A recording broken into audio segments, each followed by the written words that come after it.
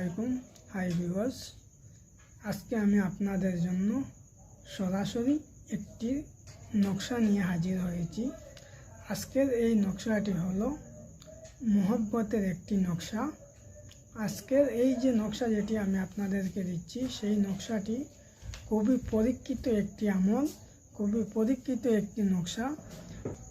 যদি আপনারা কোনো মেয়েকে অথবা কোনো মহিলাকে আপনি খুব বেশি পছন্দ করেন, আপনি তাকে খুব বেশি ভালোবাসেন, কিন্তু তার পরিবারের লোক অথবা সে আপনার সাথে বিবাহ করতে রাজি নয়, তাহলে আজকের এই যে নকশা যেটি আপনারা স্ক্রিনে দেখতে পাচ্ছেন, সেই নকশা যদি আপনারা এই নকশাটি সঠিক মতো করতে পারেন, তাহলে দেখবেন আপনাদের ভালোবাসার মানুষ আপনার সাথে বিবাহতে রাজি হয়ে যাবে, অথবা তার পরিবারের লোক আপনার সাথে বিবাহ দিতে রাজি হয়ে যাবে।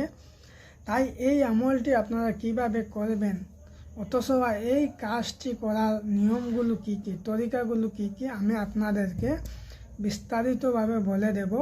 আপনারা ভিডিওটি পুরোপুরিভাবে ফার্স্ট থেকে লাস্ট পর্যন্ত দেখবেন। যদি আপনারা এই ভিডিওটি পুরোপুরিভাবে না দেখেন, তাহলে আপনারা বুঝতে পারবেন না কাজটি কিভাবে করতে হয় আর এই কাজের নিয়মগুলো কি কি। যদি আপনি একটি কথা যদি আপনি মিস করে দেন এই কাজের নিয়ম তরিকা, তাহলে আপনারা যতই কাজ করুন না কেন, আপনাদের কাজ সাকসেসফুল হবে না। তাই সঠিক মতো যদি আপনারা কাজ করতে চান, তাহলে ভিডিওটি পুরোপুরিভাবে দেখুন। দেখবেন আপনাদের প্রবলেম আপনারাই ঘরে বসে আপনাদের প্রবলেম সলভ করতে পারবেন। আপনাদেরকে কোনো তান্ত্রিকের কাছে যেতে হবে না, কোনো পণ্ডিতের কাছে যেতে হবে না। আপনারা সঠিক নিয়ম মতো যদি কাজ করেন, আপনার অবাধ্য ভালোবাসার মানুষ বাধ্য হয়ে যাবে বিবাহতে। তাই এই যে স্ক্রিনে যে নকশা যেটি আপনারা দেখতে পাচ্ছেন, সেই নকশাটি শুধুমাত্র আপনাকে লিখতে হবে, আর বাকি কোনো কাজ আপনাকে করতে হবে না। শুধুমাত্র এই নকশাটি আপনারা লিখবেন, দেখবেন আপনার ভালোবাসার নারাজি মানুষ বিবাহতে রাজি হয়ে যাবে। আপনার সাথে বিবাহ করার জন্য সে অস্থির হয়ে যাবে, সে দেওয়ানা হয়ে যাবে। এই যে নকশা যেটি আপনারা দেখতে পাচ্ছেন, সেই নকশাটি সুন্দর করে আপনারা একটি কাগজে লিখবেন। লেখার পরে এই নকশাটি সুন্দর করে চতুর্দিকে আপনারা কেটে নেবেন। কেটে নিয়ে একটি তাবিজ আকারে বানাবেন। এরপরে আপনারা কি করবেন, এই তাবিজটি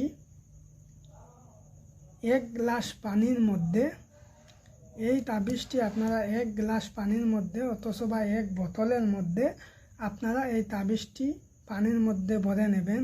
ভরে নিয়ে ওই পানি আপনি কি করবেন, আপনার যে ভালোবাসার মানুষ যেটি আপনার সাথে বিবাহ করতে রাজি নয়, তাকে ওই পানিগুলো পান করাবেন।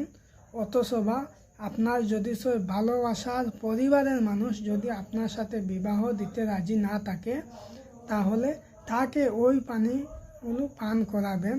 যদি আপনি পানিগুলো পান না করাতে পারেন, তাহলে আপনারা খাওয়ার যে কোনো বস্তুর সাথে আপনি মিশিয়ে এই পানিগুলো খাওয়াতে পারেন। ঠিক আছে?